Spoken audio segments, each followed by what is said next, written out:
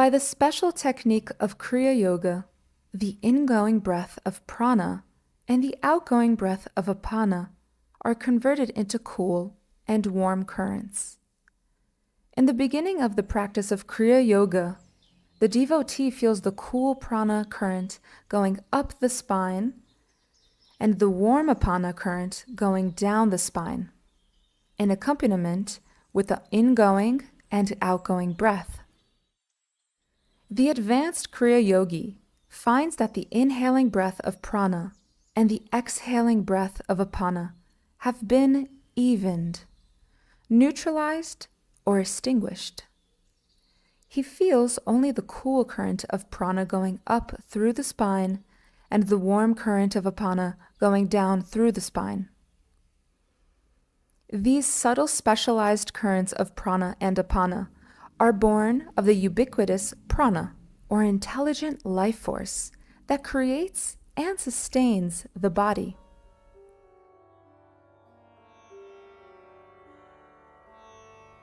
How Kriya Yoga imparts soul realization. Extracts from lectures by Paramahansa Yogananda.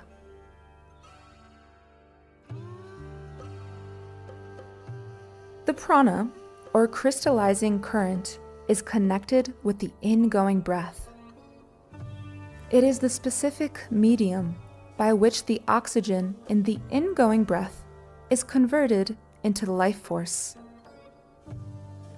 The apana, or eliminating current, which removes the impurities of the body, manifests as the outgoing breath that rids the body of poisonous carbon dioxide gas. Man's body of gross matter consists of tissues constructed of molecules. Molecules are made of atoms. Atoms are formed by electrons and protons. Electrons and protons consist of intelligent life force, prana, or lifetrons. Lifetrons can be further resolved into their source, the thought-trons of God.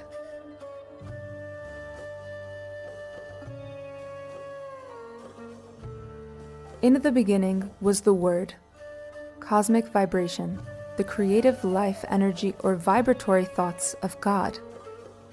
And the Word was with God, and the Word was God. All things were made by Him, the Word, and without Him was not anything made that was made. And God said, "Let there be light," and there was light. That is, God's thought vibrated into the light of cosmic life, or cosmic prana. And cosmic prana was further materialized into electrons, protons, atoms, molecules, cells, and matter. Even as in a motion picture, the illusions of solid earth, or water, or sunlight, or electricity, or gas, or atomic explosions, or manifestations of life and thought in men, are all vibrations of light and shadows. So this earth, with its solids, liquids, gases, energy, life, and thought in human beings, are all vibrations and relativities of God's thoughts and His cosmic light, and the shadows of His delusive Maya. The cosmic thought of God thus first materialized as the cosmic prana, or life force of light, and finally as all matter of the macrocosm. The body of man is a microcosm of the Lord's creation. The microcosmic human body is a composite of the individual soul and life force. Consciousness, life, and flesh. Cosmic consciousness, cosmic life, and cosmic matter are nothing but three different vibrations of God thought.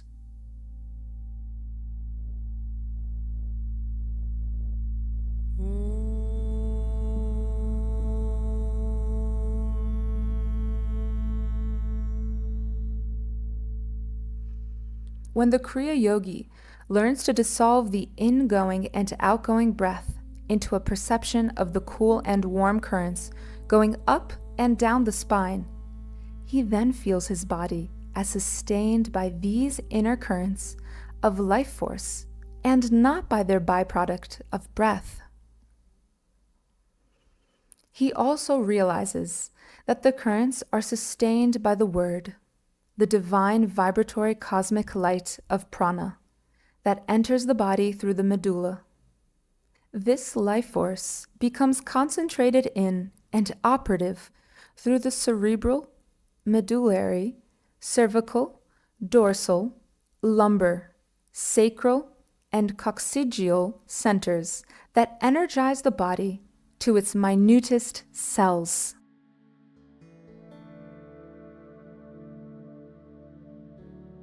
Kriya process of converting breath into life force, realizing body as light.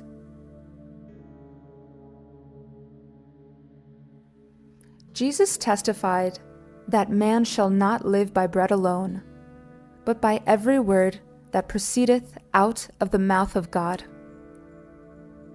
This memorable passage signifies that man's body does not depend only on external sources of life force, distillations from breath, oxygen, sunshine, solids, and liquids, but also on a direct inner source of cosmic life that enters the body through the medulla, flowing then to the subtle centers in the brain and spine. In man, the medulla is spoken of as the mouth of God, because it is the chief opening for the divine influx of cosmic vibratory life force, the Word, that then flows out of the mouth of God, the medulla, to the reservoir of life energy in the brain and the distributing centers in the spine. In successful meditation, the Kriya Yogi converts the two distinct impulses of inhalation and exhalation into two life currents, the cool prana and the warm apana, felt in the spine. He then realizes the truth of Jesus' saying that man is not required to depend on external breath or on bread or any other outward sustenance as a condition of bodily existence.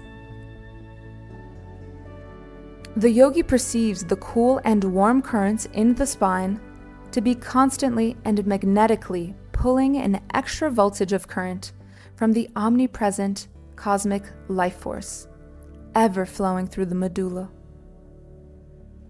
He gradually finds that these two spinal currents become converted into one life force, magnetically drawing reinforcements of prana from all bodily cells and nerves.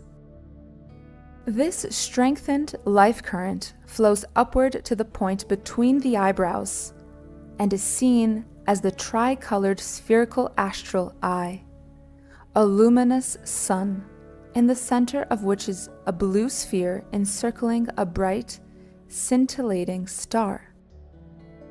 Jesus referred to this single eye in the center of the forehead and to the truth that the body is essentially formed of light in the following words: "If therefore thine eye be single, thy whole body shall be full of light."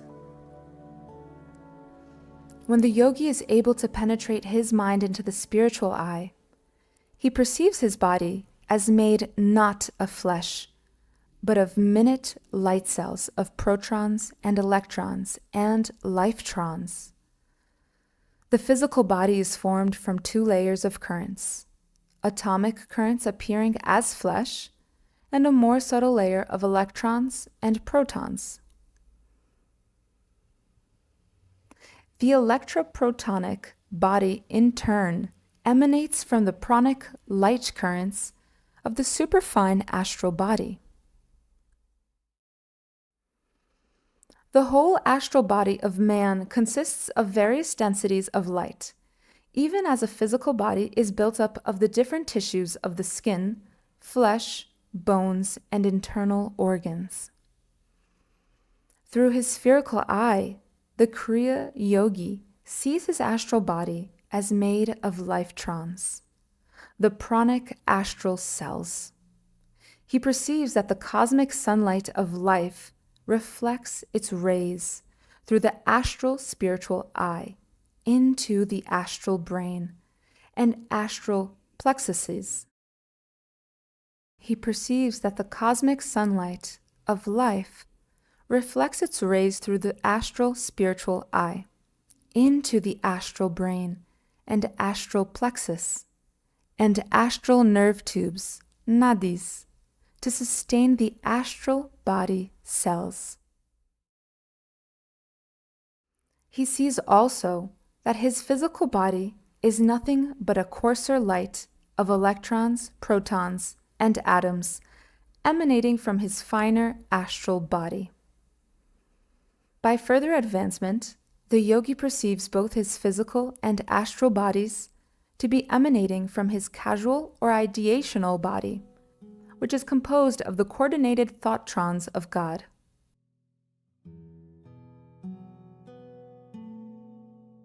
Experiencing body, life force, and mind as vibrations of the Word of God. This knowledge is necessary to understand that the body and life force and mind, which form the encasement of the soul, are in reality nothing more than differently vibrating thoughts of God. By the practice of Kriya, the yogi scientifically detaches his mind from gross sensory perceptions and realizes that consciousness and life force, prana or cosmic light, are the basis of all matter.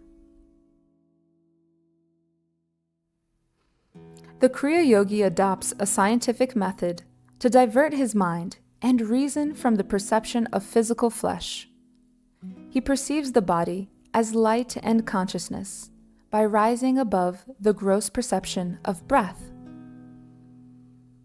All inner experiences, like that of the subconscious sleep, can only take place when the consciousness of breath disappears. The Kriya Yogi has no need or desire to withhold breath forcibly in the lungs. He becomes mentally so calm that he feels himself to be aloof from breath. By the practice of Kriya Yoga, he can consciously and at will attain the breathless state and sustain life in his body solely by the cool and warm currents flowing through the spine and trickling down from the spiritual eye.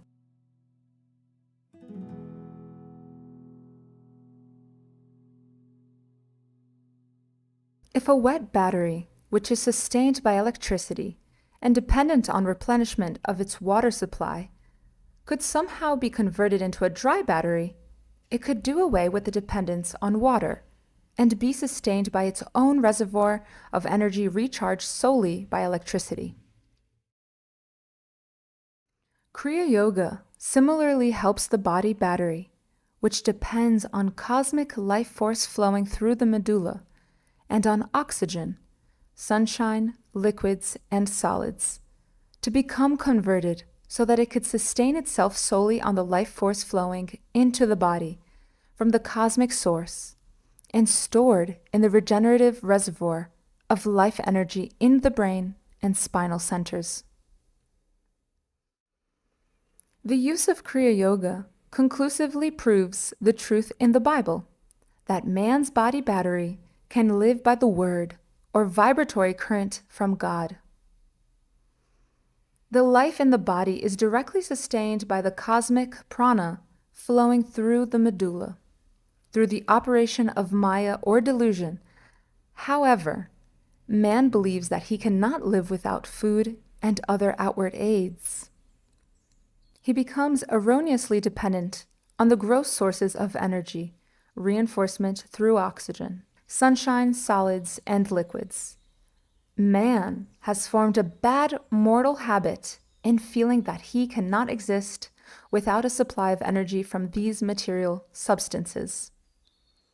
That is why, if oxygen, sunshine, solids, and liquids are denied to the body, man's frightened consciousness permits the life force to depart.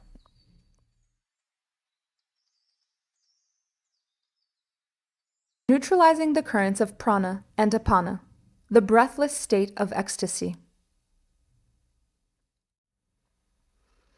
When the devotee is convinced by Kriya Yoga that he can live solely by the inner source of cosmic energy, he realizes that the body is a wave of the all-sufficing cosmic ocean of life.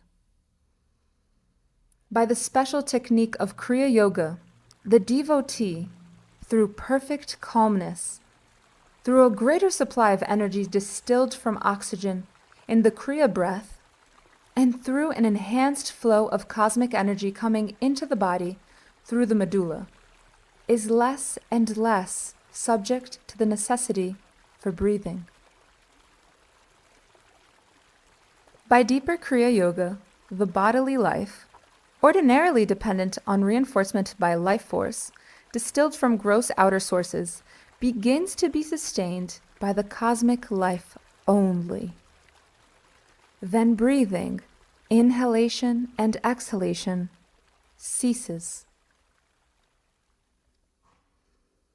All the trillions of bodily cells become like the regenerating dry batteries, needing nothing but the inner electricity, recharged from the cosmic source of life. In this way, the bodily cells remain in a suspended state. That is, they neither grow nor decay. They are sustained and vitalized directly from the life energy dynamos in the brain and spine. When the cells cease to grow, they are not required to depend on the life current distilled from oxygen. When decay ceases in the body, the cells no longer excrete impurities into the blood, necessitating exhalation of the breath to expel carbon dioxide.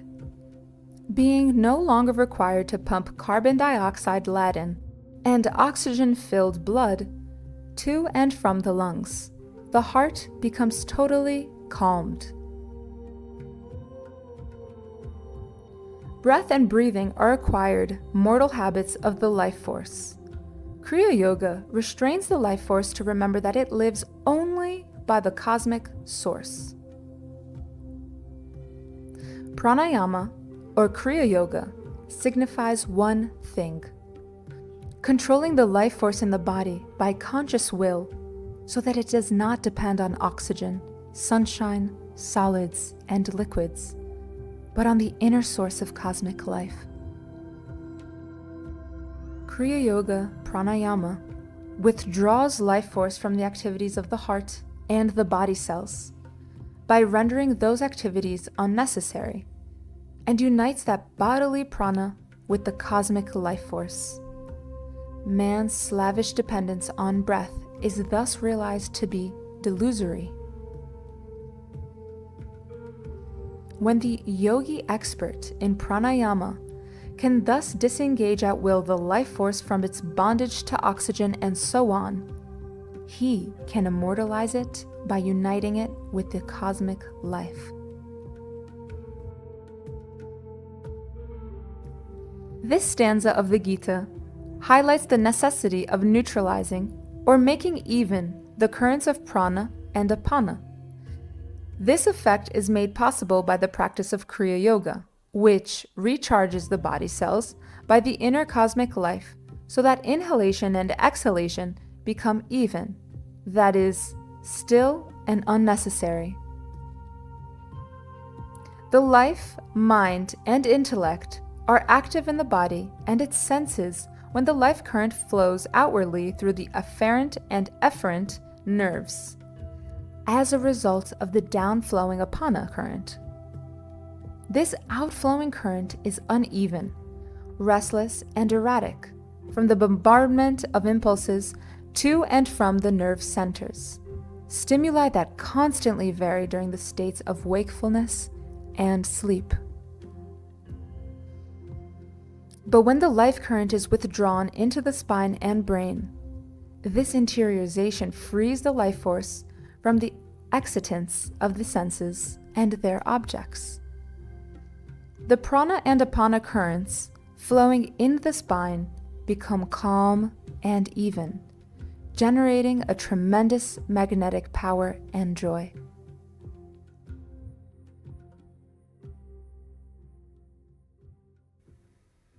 Uniting one's life and consciousness with cosmic light and consciousness.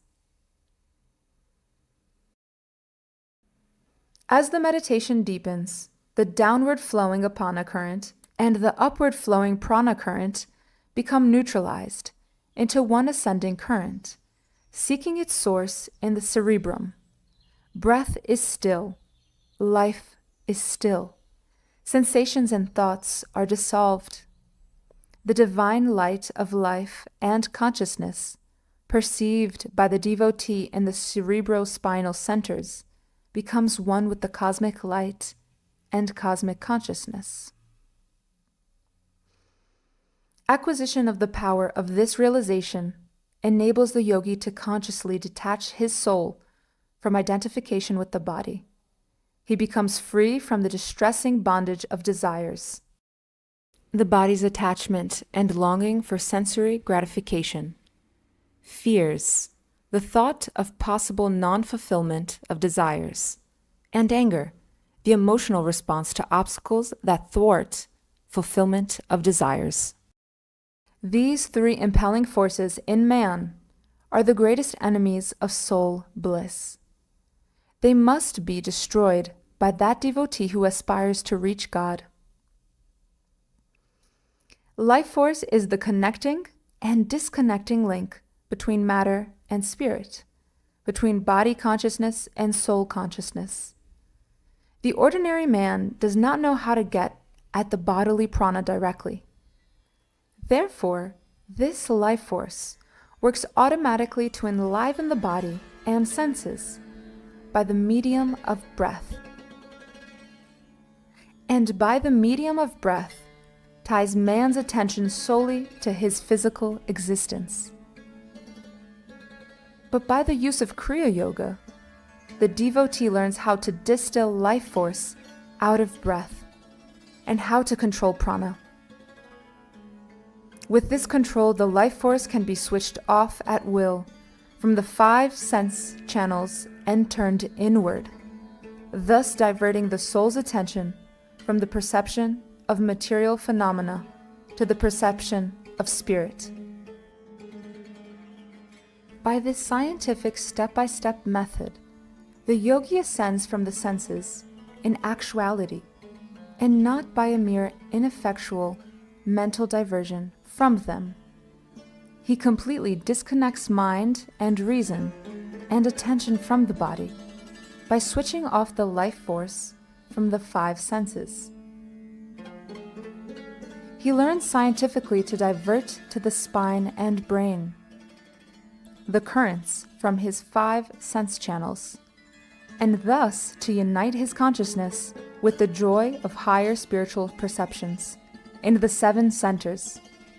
When he is able to remain immersed in divine bliss, even in his active state, he does not become further involved in desires to enjoy external objects. Radiating the calmness of divine realizations, he is not disturbed by the springing up of fear and anger from non-fulfillments of material desires. He finds his soul no longer tied to matter, but forever united to the cosmic bliss of spirit.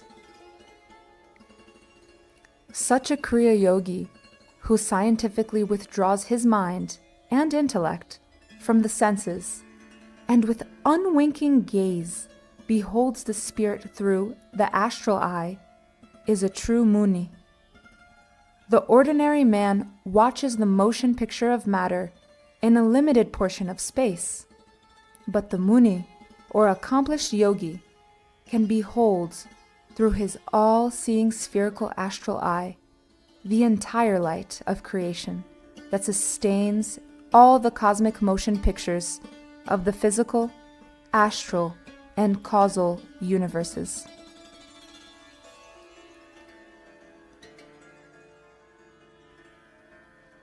Universal path of liberation. Ascent through the spine. Methods of spiritual freedom are various, but the actual attainment of liberation by ascent through the spine is universal. Whether through the intense devotion and prayer of the bhakta, or the pure discrimination of the jnani, or the non-attached selfless actions of the karma yogi, the consciousness, purified and concentrated, thereby still makes its final ascent to God through the subtle spinal channels through which it descended into flesh. The principles of Kriya Yoga, therefore, are not the formula of a sectarian rite, but a science through the application of which the individual may realize how his soul descended into the body and became identified with the senses, and how that soul may be withdrawn from the senses and reunited with spirit by a scientific method of meditation. This route of descent and ascension is the one universal path that every soul must travel. Kriya Yoga teaches first to withdraw the mind from sensory objects by self-control, and then scientifically to disconnect the mind and intelligence, manas and buddhi, from the senses by switching off the life force from the 5 sense channels, and then to take the ego, mind, and intellect through the 5 astral centers in the spine, through the 6th center, the medulla, which is magnetically connected with the spiritual eye in the middle of the forehead, and finally into the 7th center of omniscience, in the middle of the cerebrum. The Kriya Yogi there attains perception of his self as soul, and finds his ego, intellect, and mind to be dissolved in soul ecstasy. He then learns how to take his soul from the prisons of the physical, astral, and causal bodies, and to reunite the soul with spirit. As the physical eyes, through frontal vision, reveal a portion of matter, so the omnipresent spiritual eye, through its boundless spherical vision, reveals the entire astral and ideational cosmos. In the beginning, when the yogi is able to penetrate his mind through the astral eye, he first sees his astral body. By further advancement, he sees the entire astral cosmos, of which his body is but a part. Without entering the spiritual astral eye, no one can know how to take his life force and consciousness through the astral plexuses in the spine. After entering the spiritual eye, he passes, in a step-by-step way, through the perception of the physical body, the perception of the astral eye, the perception of the astral body, the perception of the astral cerebrospinal tunnel with the 7 astral plexuses, or trapdoors, and through the causal body into final freedom.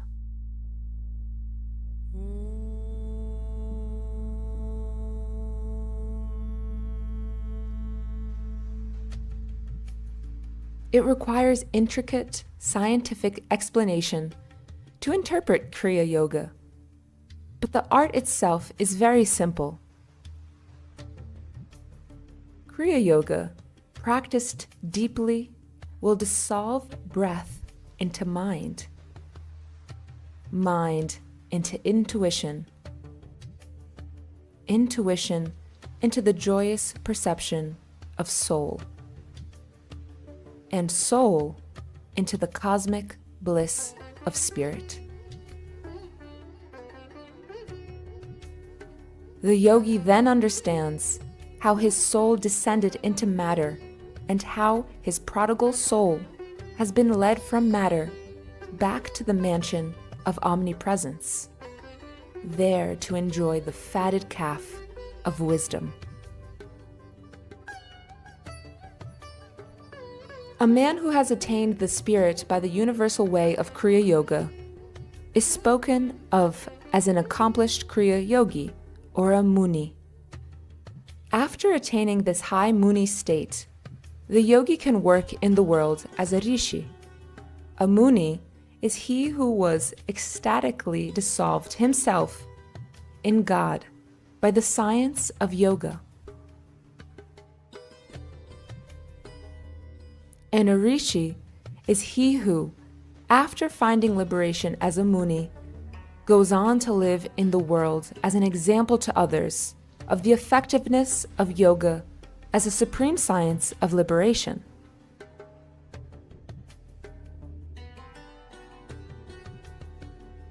The science of Kriya Yoga has been preserved for mankind in the highest Hindu Bible, the Bhagavad Gita.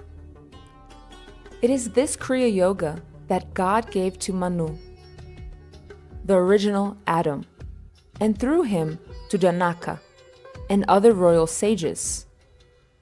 The science became lost in the materialistic ages.